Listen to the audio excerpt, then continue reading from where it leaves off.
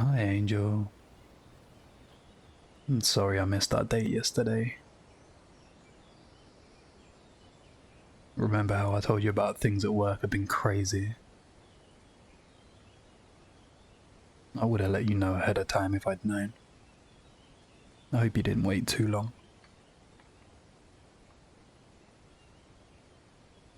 I also really hope you're not angry at me. You know I'd never miss our dates if I can help it. I picked these flowers for you on my way over. I know you always said flowers are a waste of money, but these are wildflowers.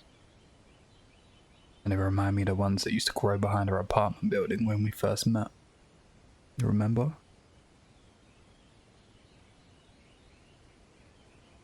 Since I couldn't make it last night, I brought lunch so we can have a picnic today. I cut the sandwiches in triangles because I know that's how you like them. You know I can hear you laughing.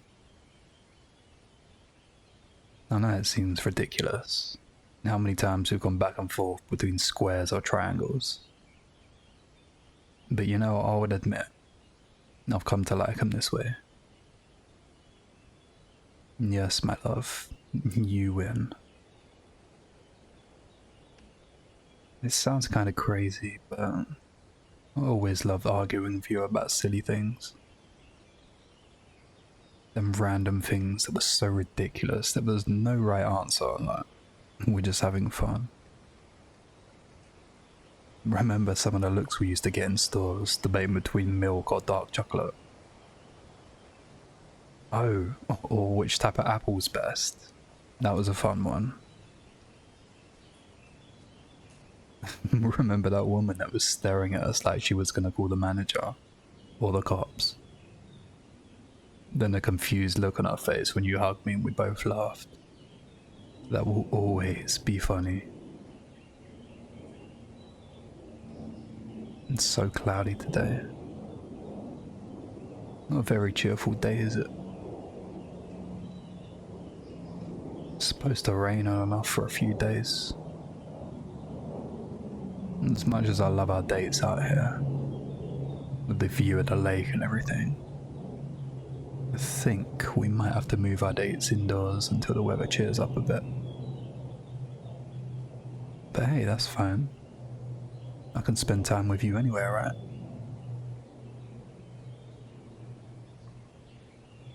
I keep telling myself that we don't always have to meet here. It just feels like our place, you know? Realistically, any place would be perfect if you were there with me. Honestly, a night in sounds great. We can get pizza. Even if your choice of toppings has always been fucking horrendous. No matter what you say, you will never convince me that any of that stuff is better than pepperoni. But even though I'd never eat it, I miss rolling my eyes when you ordered olives, or when you completely went off the rails and got pineapple. How weird is that? The things that always make me cringe, and I miss them. And by the way, did you see they made a sequel to that movie you love? Yeah, that one I always teased you about. It wasn't because of the movie. It was because no matter how many times you watched it, you cried. You know the dialogue line by line, but you always cried. It's precious, really. But yeah, like I said, they made a sequel. I've been thinking about watching it. Just to see what they did with it, you know? But I can't watch it without you. Maybe we have a night in, we can watch it. Something you'll find funny. You know that really obnoxious song that you used to listen to on repeat? Remember how I said I couldn't stand it one more time, and if I never heard it again, it would be too soon? Yeah, it's in my playlist. I know, go ahead and laugh. Every time I hear it, I can see you dancing in the kitchen or singing along to it in the car. Angel, I'm sorry I gave you such a hard time about it when it made you so happy. Let's see, since I'm talking about things I miss filing your hair on the couch and on the pillows. You would laugh when I said you shed worse than the cat. Well, one day, I realised I hadn't seen one of those long, shiny strands of your hair in a while. You won't believe it, but it actually broke me. Something so simple. It made me realise how deeply I miss you. There was something else too. The other night I was up late playing games with the guys, like I always do, right? I checked the time, and when I saw 1 AM for a second, I waited for you to come out and give me a hard time about coming to bed. Then I remembered. I had to leave the game. I couldn't handle it. I just fell into bed and hugged your pillow. It still smells like your shampoo, by the way. I purposely don't sleep on it so I don't mess it up. Jess and Kyle texted the other day and asked if I wanted to go with them on a brewery tour or something this weekend. I was halfway through replying that I would ask you what we had going on before reality hit. Everything's wrong without you. The house is too quiet. You're not there asking me what time I'll be home and making me promise to be safe. You don't text me when you leave your friend's house and tell me you're on your way. My brother keeps sending me the number of his therapist. I just can't imagine pouring out my heart to some stranger like they could possibly understand.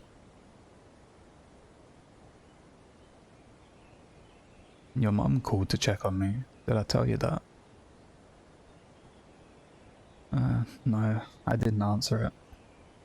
I'm not sure I can talk to her yet. She left a surprisingly nice voicemail though. I know, it shocked me too. She always acted like she hated me, or at least wished you weren't with me. I know I'm being kinda petty considering, like, everything. But you know I can be petty sometimes, and without you reminding me to be a nicer version of myself, I found I just don't care. I can imagine you shaking your head and telling me I'm better than that. But the truth is I'm not. You were better. You made me better. Without you, I'm just a lost shadow.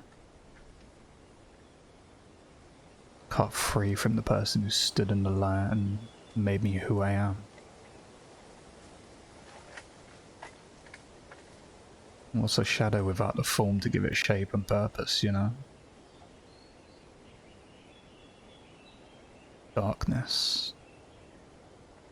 That's what I am now. I'm hollow, empty darkness. You told me to move on. To keep living after you do. I can't even say it, my love. I know it's stupid, but it's like maybe if I don't say it, it won't be true, you know? Maybe if I believe hard enough, you'll come back. Maybe I'll wake up tomorrow and you'll be in my arms. Messy hair, beautiful, sleepy smile. holding me and telling me I had a bad dream. Why can't it just be a bad dream? Why do you have to be gone? Why couldn't it have been me? What the fuck have I done with my life to make it worth having? You had so many plans, so many dreams. And even though we both know you could do so much better than me, you said I was the one you wanted to walk through life with. You should be here now. My name should be carved on this bench, not yours. In loving memory. Such shallow, common words. We weren't common. We were passionate, desperate, eternal. The ends of time and back again. I guess that's hard to carve in granite. The only part that captures you is that quote you wanted. They had to put it on the back, but that's okay, because that way I can read it every time I come to visit you here. I'll admit, I laugh when you chose it. Not because of the words, just because you quoted from The Princess Bride. Death cannot stop true love. All it can do is delay it for a while. You knew. Somehow you knew what I would need to hear, didn't you? You always did. Sometimes I wonder if anyone thinks about the words on this bench. The name, the dates, and that little dash in the middle. I never thought about it before. The fact that everything we do in our lives is represented by a tiny line. That's all that sums up our existence. It feels impossible. Every little dash on every tombstone was a laugh. Full or cut short, with dreams and hope and pain and tears. And all we see is a little dash. I'm sorry, love, I'm rambling. You used to roll your eyes at me and tell me to get to the point when it went on like that. But I knew you liked hearing my thoughts, my tangents, the random things I used to tell you. Maybe I'll find something unusual to tell you about tomorrow. Oh, speaking of tomorrow, I think we should have that pizza and movie night. Yeah, I won't order a large pizza there. I won't eat it all by myself. I haven't had much of an appetite since.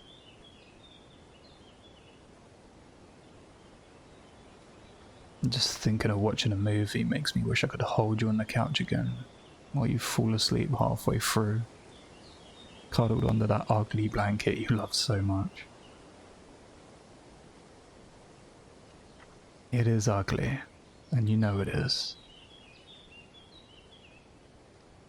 I think that's one of the reasons you liked it, because I thought it was hideous. It's still on the back of the couch. And I could put it away, or give it away, or I don't know. Something so it's not right there, so I don't think about you every time I see it. But the truth is, I just don't want to. I want to see that ridiculous, ugly blanket every day. I want to remember your smile when you wrapped it around your shoulders like a cape. All the times you fell asleep on the couch under it. There's so many things I can't bring myself to change, no matter how much they hurt. Your toothbrush is still sitting beside mine. The book you were reading's on your nightstand. Your shoes are by the door. Your jacket's even still on the hook. I'll call your phone number at least once every day just to hear your voice. Did you know you giggled at the end of it, just before you hung up? I doubt it. You would have done it over if you knew it was there, but I love hearing your giggle. I didn't realize how much joy was in that little sound. I wish I had. I wish I'd appreciated those little things, you know. It hurts that I missed that chance. Maybe everyone's right and I should try and minimize the things that remind me of you. Maybe I'd move on faster. But I don't want to move on. I refuse to forget you. I want every memory, every moment we shared. You weren't just someone I loved. You're still my love, and you always will be. I can't think of you as something that once was. Every memory, every thought of you hurts. The pain's so sharp, so violent, I feel like I should bleed to death. But they do say you can't die of a broken heart. I know you wouldn't want me saying this, but I want that pain. Can't have the memories without the pain. And I ain't giving up those memories. I hope you're not disappointed in me, love. I'm doing my best, I promise. You know, I'd sit here and talk to you forever if I could.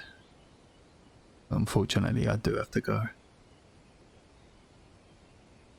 Remember, tomorrow meet me at home, okay? I'll talk to you tomorrow, my angel. I love you forever.